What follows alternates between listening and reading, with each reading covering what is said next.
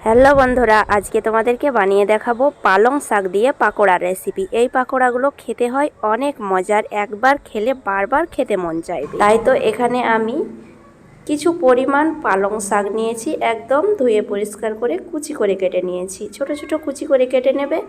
আর এখানে নিয়েছি একটা ছোট সাইজের আলুটাকেও আমি একদম ছোট ছোট কুচি করে নিয়েছি। আর এখানে দিয়ে দিচ্ছি পেঁয়াজ একটা বড় সাইজের, ছোট কুচি করে সব কিছুই কেটে নেবে। আর দিয়ে দিলাম দুটো লঙ্কা কুচি, ঝালটা তোমরা নিজেরা কম বেশি করে নেবে। কিছু পরিমাণে ধনেপাতা কুচি দিয়ে দিলাম। আর নিয়েছি এখানে এক টুকরো আদাটাকে আমি ব্লেন্ড করা দিইনি, এখানে গ্রেট করে নিয়েছি। আর 1 চা চামচ জিরে গুঁড়ো, 1 চা চামচ হলুদ গুঁড়ো, 1 চা চামচ চাট মশলা। আর এখানে নিয়েছি ছোট চামচের 1 চামচ জোয়ানটাকে হাতে এইভাবে মথে নেবে একটু। জোয়ানটা দিলে অনেকের গ্যাস অম্বল হয়ে থাকে এই পাকোড়াগুলো খেলে, কিন্তু সেটা আর হবে না। বাইটিংয়ের জন্য আমি এখানে দিয়ে দিলাম 2 চামচ মতো চালের গুঁড়ো। আর এখানে নিয়েছি 2 চামচ মতো ময়দা। তোমরা এখানে বেসন দিয়েও বানিয়ে নিতে পারো। ভালোভাবে মথে নিচ্ছি। আর মথে নেওয়ার পরে শেষে দিয়ে দিচ্ছি স্বাদ মতো লবণ। আর এখানে নিয়েছি 1/4 চা চামচ বেকিং সোডা দিলে কি হয়, পাকোড়াগুলো খুব ফুলকো হয়। সামান্য 1 চা চামচ জল দিয়ে মেখে নেব। বেশি জলের কোনো প্রয়োজন নেই। পালং শাকের একটা নিজস্ব জল থাকে, তাই বেশি জলের প্রয়োজন নেই। আমি এখানে 2 চামচ মতো জল দিলাম। আবারও আমি 1 চামচ ময়দা দিয়েছি, চালের গুঁড়ো আর অ্যাড করিনি। আমার মোট 3 চামচ ময়দা লেগেছে আর 2 চামচ চালের গুঁড়ো।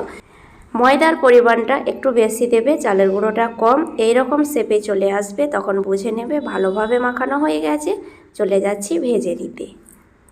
ভেজে নেওয়ার জন্য একটা কড়াই বসিয়েছি, আর কড়াইয়ের মধ্যে দিয়ে দিচ্ছি পরিমাণ মতো তেল।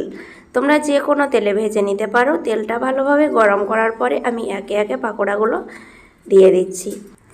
পাকোড়াগুলো ছাড়ার সময় যে এক সমানে বানাতে হবে তা নয়, যেমন হাতে উঠছে আমি সেইভাবেই এলোমেলো করে দিয়ে দিচ্ছি।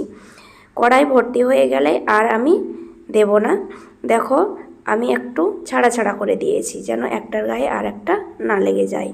এই রেসিপিটা ভালো লেগে থাকলে লাইক, কমেন্ট, শেয়ার করতে ভুলবে না। আর নতুন বন্ধু যোগ হয়ে থাকলে অবশ্যই চ্যানেলটাকে সাবস্ক্রাইব করে দেবে। একটু নাড়াচাড়া করে দিলাম, তারপরে এক পাশ হয়ে গেলে আমি আর এক পাশ করে দেব। আঁচটাকে আমি লো টু মিডিয়ামে রেখে পাকোড়াগুলো ভেজে নেব। বেশি বাড়িয়ে দিলে ভিতরটা কাঁচা হয়ে থাকবে। যেহেতু আলু দিয়ে পাকোড়াগুলো বানিয়েছি, তাই একটু সময় নিয়ে ভাজলে ভিতরের আলুটা খুব ভালোভাবে সেদ্ধ হবে। দেখো লালচে কালার হতে শুরু করেছে। আর এইভাবে একটু কালার করে ভেজে নিতে হবে, যেহেতু শাক দিয়ে তাই সম্পূর্ণ কালার আসবে না। পাকোড়া খেতে একটু মুচমুচেই ভালো লাগে, তাই আমি এখানে পাকোড়াগুলোকে একদম মুচমুচে করে ভেজে নিলাম। একটা বড় স্টিনারের মধ্যে তেলটাকে ভালোভাবে ঝরিয়ে একটা প্লেটের মধ্যে রেখে দিলাম। আর একে একে বাকি পাকোড়াগুলোকে আমি একইভাবে ভেজে নিয়েছি। এই পাকোড়াগুলো ভেজে সন্ধ্যার সময় চা বা কফির সঙ্গে, যেটার সঙ্গেই খাও না কেন বন্ধুরা, খুব ভালো লাগবে। আর এইভাবে বানিয়ে অতিথি আপ্যায়নও করতে পারো। আমি একটা ভেঙে দেখাচ্ছি। দেখো ভিতরটা কতটা ক্রিস্পি হয়েছে, ওপরটা একদম মুচমুচে আর ভিতরটা জুসি। আজ তাহলে এই পর্যন্তই। আবার আসবো নতুন কোনো রেসিপি নিয়ে। ধন্যবাদ।